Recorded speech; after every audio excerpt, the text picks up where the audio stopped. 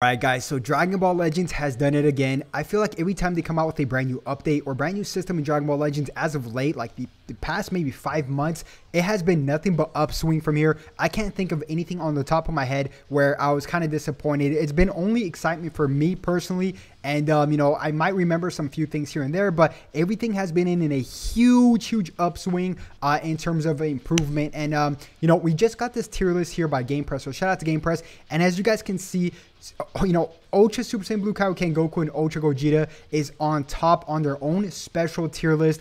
And I'll explain why this is good and why their system is good as well. You guys can obviously disagree with me. This is just opinion based. There are some good, there's basically pros and cons and everything, right? But there's some really good pros in this, and I'll explain what I mean in just one bit. And in terms of who is better, that is up for discussion. And actually, by the way, comment down below who is better, Super Saiyan Blue Kaioken Goku or Ultra Super Gogeta. Comment down below. I'm really curious to see your guys' thoughts. But guys, let's not waste any time. Let me explain to you really quick why I love these Ultra banners, guys. Why I absolutely am astonishingly impressed of the Ultra rates ratio with the Z power drops. Now, let me explain to you guys something, right? This is going to be a very deep video, so please, put on your tinfoil hat. Actually, you don't even need your tinfoil hat. You guys need your brain to do some math with me here. So basically, Ultra, it's confirmed that Ultra characters now, summonable Ultra characters, have a guaranteed of 2,000 Z power drops. Now, the rates are a little bit lower than the current LFs that we have now, but not as low as you guys think. Now follow along with me here. As you guys can see, Ultra units has a 0.35% drop rate. LFs have a 0.5% drop rate. But if you guys just take a look at the steps, there are 3 steps here, guys. There is basically, there's basically, yeah. So actually, wow, I actually thought there was 4, but technically we're not going to count the last step. But let's just calculate something really quick so you guys have a better understanding. So for Ultra banner drops, guys, check this out. So there are, let's just say 0.35, right? 0.35, which is their drop rate. You times that by 2, right? Because that's 2 steps where there's 0.35, right? And that equals to, let's see, that equals to 0.7. Now let's just add on an extra 0.75 because that's exactly what they drop as in the step number 2, right? Step number 2, it drops as 0.75. And let's equal that. And now we divide this by 3, and that's going to give us the overall average of the drop rate of Ultra units, guys, which is, let's see, 0.4, yeah, so basically 0.48, right? So 0.48, that is literally a little bit less, just that's like 0.01 less than an LF. So pretty much identical if you average out all the steps, guys. If you average out all the steps, it's pretty much identical, and you get 2,000 Z power drops. Now, a lot of you guys might be saying, DBZoom, the drop rates are still horrendous. I'm like, yeah, they're still very rare regardless, right? You can still get shafted. I'm not discluding that whatsoever. I'm including the drop rates are actually better than they seem with the ratio of 2,000 Z power, guys. Now, why that's really important is that, for example, I spent 15,000 crystals, guys. 15,000 crystals to get one measly copy, which is actually not that bad, 15,000, because a lot of people got shafted more than that. But let's just say, 15,000, right? 15,000 right here. And we divide that by actually, let's see, actually, yeah, no, actually, let's rewind really quick. So let's just say hypothetically, right, 2,000 Z power drops, and average, I would say it's 600, the standard Z power drop, right, which is 600 Z power. So you divide that by 600, which should be 3.5, just to give you guys some clarity. So let's just round it up to 3.5. Now let's do my 15,000, right, 15,000 right here. Stay with me here, guys. 15,000 divided by 3.5. And technically, this is how many copies I got per copy with the 600 Z power standard drop rate, which is I spent 4,200 crystals. Let's just say 4,300 crystals for at least one copy of an Ultra unit, because it only takes 5 copies, guys, to max out an Ultra unit. Now, it's still not as good as, obviously other rates, but compared to other gacha games like, let's just say, Genshin Impact or something like that, the rates are actually very good. And now we head back to the tier list, and it shows here, guys, these characters are in their league of their own. And I think they did a phenomenal job with the ratio of Z power drops and drop rates and the extra 0.75% chance to pull these units in step number 2, which equals only 0.48% chance, which is 0.01 only less than LFs.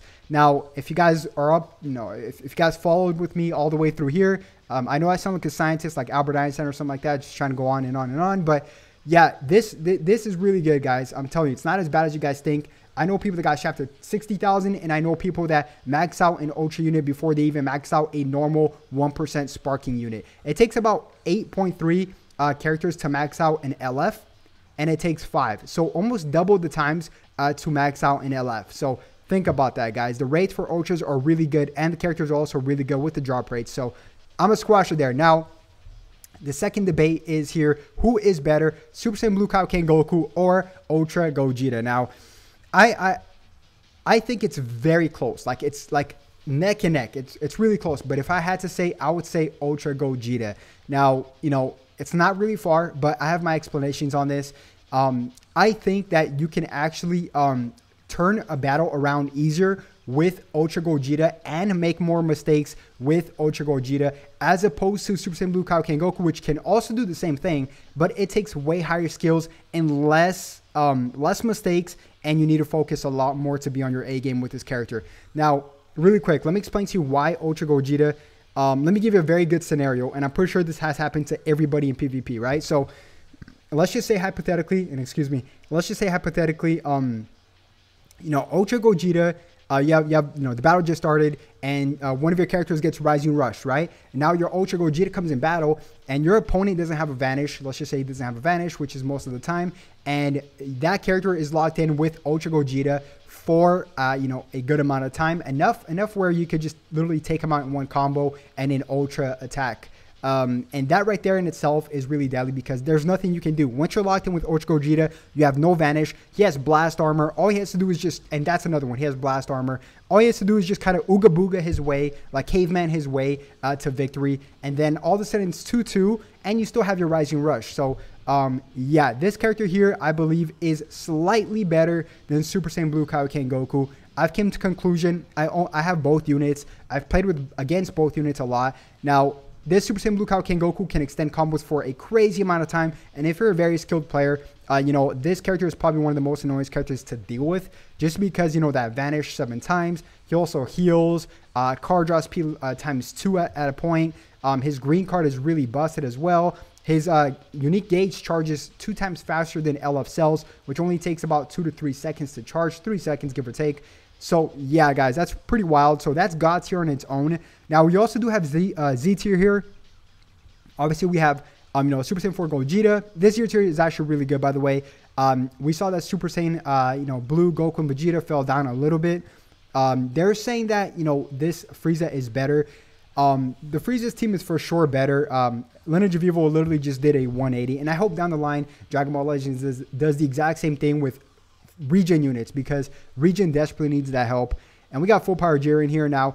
Full power Jiren and the Super Saiyan Blue Kaioken Goku is going to do wonders when MUI Goku comes out, because it's all Universal Saga, and I believe it's all leading up towards MUI Goku, which I'll discuss in another video because we have a few setbacks on that, and I'll discuss that, like I said, in a brand new video. We have finally they're showing some love to LF Future Gohan here, which is an year and like 2 months old, which is really crazy to think about, and he's still Z tier, so that's really good. Sword of Hope Trunks, this Revival Frieza, everything is looking pretty good so far on this list. I'm not gonna lie to you guys. Although I would probably push, this Gohan here, I would still push this Gohan to at least S tier. He's not tier 1, this Gohan, especially because you can run him on Mono Purple. He has Revival. I would just still push him a little bit higher. Now, another character that I would push higher if we scroll all the way down is this Super Saiyan 2 Teen Gohan. Now, I don't care what people say. This LF Cell is not better than this Super Saiyan 2 Teen Gohan. This 8 Vegeta is not better than this Super Saiyan 2 Teen Gohan. There's a lot of characters. This Omega Shenron is not better than this Super Saiyan 2 Teen Gohan. With the leader slot, you can place him anywhere. There's no excuse. His team is actually pretty good still with Future Gohan, which is Z tier, and as well as Sword of Hope Trunks. So, yeah, there's a lot of good combinations. And by the way, Super Saiyan Blue Gogeta is a lot higher than this as well, in my opinion. I'll be pushing a lot of stuff up here. I agree with the top, but I don't agree with the bottom here. The top, they did a phenomenal job, this S tier. But tier 1, I think they dropped off tremendously. Yeah, that's just my personal take on everything, guys. Like, Super Saiyan 4 Goku shouldn't be up here the way he is. Yeah. And Demon King Piccolo, I believe, should be a little bit higher as well. He's basically a pretty much a busted version of LF, full power Frieza here. So, but except the teams do make a difference. But yeah, guys, I'm going to wrap up this video because I don't want to go too long. But yeah, if you guys did enjoy the video, make sure you guys like, subscribe, and I'll definitely catch you guys on the next one tomorrow morning. Have a good one. Peace.